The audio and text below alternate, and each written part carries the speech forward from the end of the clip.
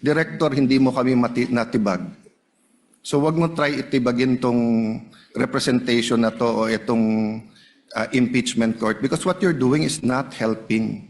Investigate whatever you want to investigate. You want to investigate ba't ako nagpatubo ng balbas?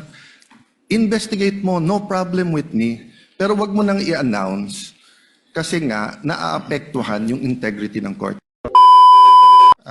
Rule 6 of the impeachment proceedings is that the rules of the Senate is suppletory, and if there is anything that affects the honor, integrity, or the functions of us individually or as a Senate here as an impeachment court, someone can rise on a question of personal or collective privilege. I won't do that, but may I just respond to what Senator Padilla said, since my name was mentioned and since the investigation announced by the NBI yesterday seems to be pertaining to this person as chairman of the 2019 organizing committee of the Southeast Asian Games. May I, maybe in the form muna of manifestation, unless the presiding officer or Senate President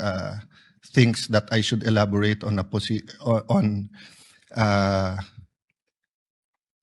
by asking for time on a personal collective privilege, but I don't want to start that. Senator Judge Cayetano may make his manifestation. Okay. For the record, sir. So, first and foremost, sa sinabi po ni Senator Padilla, I won't ask na ipa-play na yung video, but quite exhaustive yung sinabi ni NBI Director about the Southeast Asian Games. So, if the intention was to have a chilling effect, we already have that chilling effect.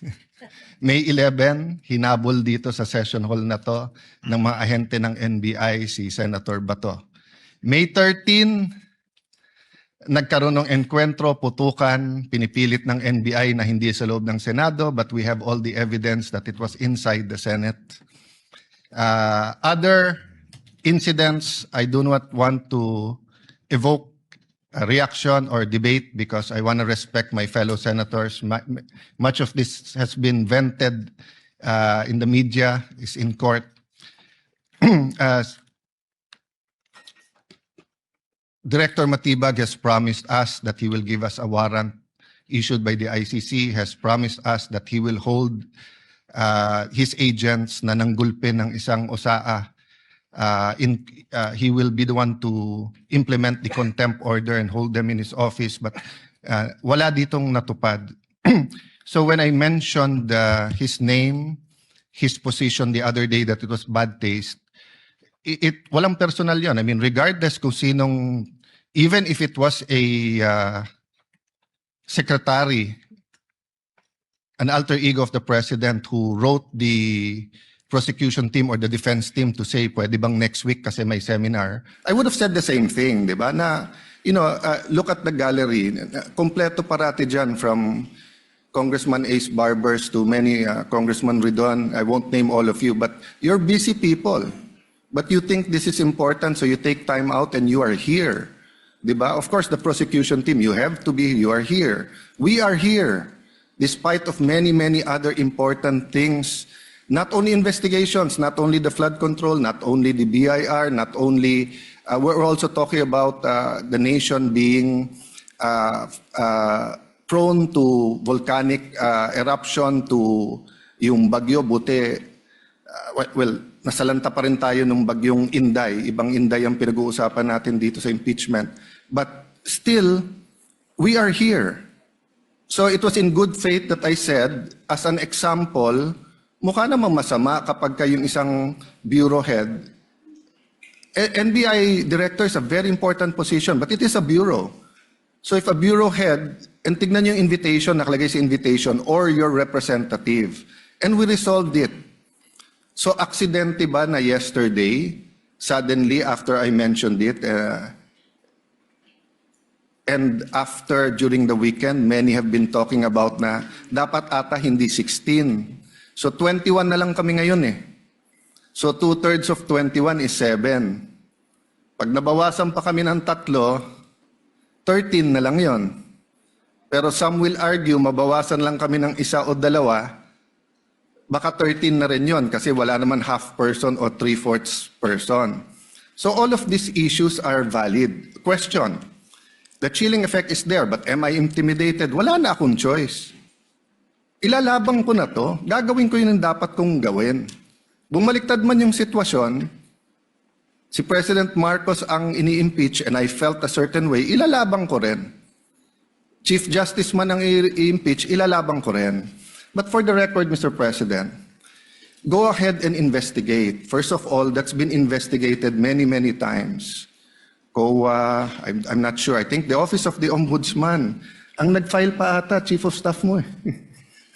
Senator Rob, I'm not sure but parang may kaso na nun. Senator Drilon quizzed us here.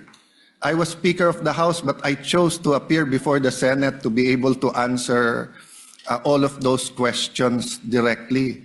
The SEA Games, paulit-ulit yan. Biktima na ng speakership ng 2019 yan. Nahuli namin yung PR na sinabi kikiam, pinakain daw mga Muslim ng baboy, when it was chicken longganisa na pinakain. Pero nasiraan na tayo sa Malaysia, Indonesia.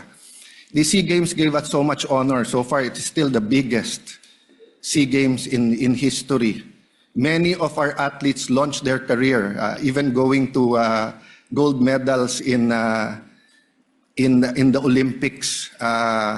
Our athletic and our yung aquatic natin center in Clark is one of the best in the world. Ang nagsabi nito yung Israeli coach ng isang foreign team doon. But go ahead if you want to investigate.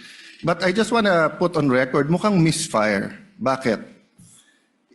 Yung sinasabi niyang infrastructure na walang bidding, first of all, the procurement law has many modes of procurement. So don't make it appear sa public na just because walang bidding, may anomalya na to. Okay. Secondly, bakit ko sinabing misfire? Hindi po sa I'm referring to Director ng NBI Matibag. I had nothing to do with the infrastructure. The chairman of the committee. In fact, I had to resign from the DFA because I was running for congressman during that time. So dun sa sinasabi ni Director Matibag na may congressional insertion to fund it, it's definitely not me because how could a non-member of the Senate or non-member of the House insert anything? Okay. Dun sa sinasabi niyang infrastructure, it was done by the BCDA. The chairman of the BCDA is one of the closest advisors of the president now. The president of the BCDA is one of the closest advisors and is a secretary now. And he said, medyo kaduda tong kumpanya na nanalo walang bidding. If I'm not mistaken, it's the same company who's making the City Hall of Pasig. So, I mean, if they want to investigate, go ahead. But by mentioning the organizing committee of the SEA Games, ako po chairman nun. At paninindigan ko po na napakaganda nung nangyari doon. At kung may anomalya, ako unang magagalit. So, go ahead. But my point, Mr. Chairman, honorable members of the court, sa prosecution, to be fair sa prosecution at marami akong kaibigan, I've never felt any intimidation from any of you. I mean, you've continued to be either friends or for those who are former friends but friends. I mean, I don't know if nagkamali lang ako but on the first day, I nodded ng konti kay Senator De Lima. Gumanon din siya, hindi ko alam kung na-acknowledge because we were friends once upon a time and this is a court. We owe it to each other to be professional, di ba? So wag tayong pumayag na someone like Director Matibag would do that. My point, Mr. President, Mr. Presiding Officer, he could have not announced it and investigated. Imbestigahan mo, tingin mo may mali, imbestigahan mo. But it is unfair to me and unfair to the court that kung kailan siya patatawag siya sa Monday, intimidate mo ako, hindi kita tatanungin sa Monday dahil mag-a-announce ka na iimbestigahan mo. Tapos sasabihin mo may insertion, tapos sasabihin mo hindi liquidated po lahat yun.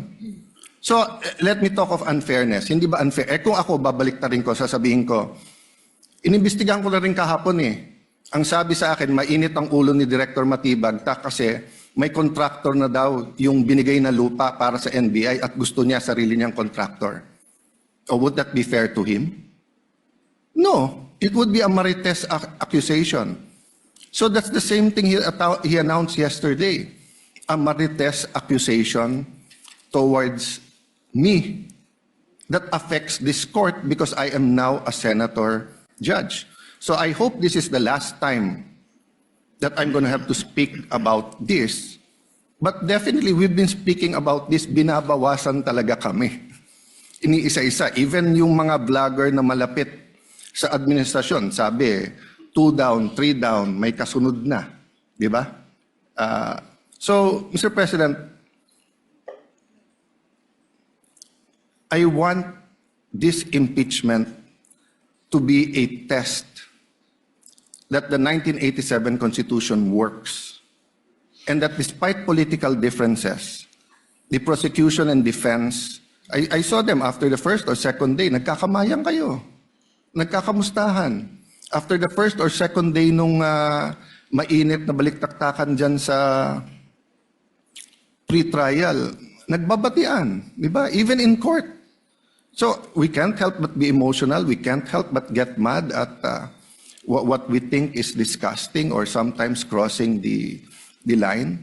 But is there any question that for this verdict, whether it's for conviction or acquittal, to be accepted by the Filipino people, we have to make sure that the integrity of the court is intact. I will admit to you, nahirapan po ako. Wala si Senator Marcoleta.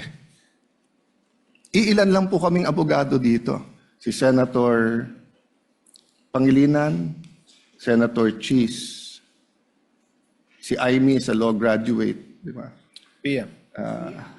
Senator Pia, Bam is a second-year law student and I'm encouraging him na tapusin niya. Total review na yung nangyayari ngayon. But it's not easy. 24 lang kami, nabawasan na ng 3. So I hope this issue of the integrity of the court becomes an issue for all of us. No, I'll repeat what I said when I was Senate President. Director, hindi mo kami natibag. So wag mo try itibagin tong representation na to o itong impeachment court because what you're doing is not helping. You investigate whatever you want to investigate. You want to investigate ba't ako nagpatubo ng balbas? Investigate mo, no problem with me. Pero wag mo nang i-announce kasi nga naaapektuhan yung integrity ng court. Thank you for the leeway, Presiding Officer. Thank you, Senator Judge Alan Cayetano.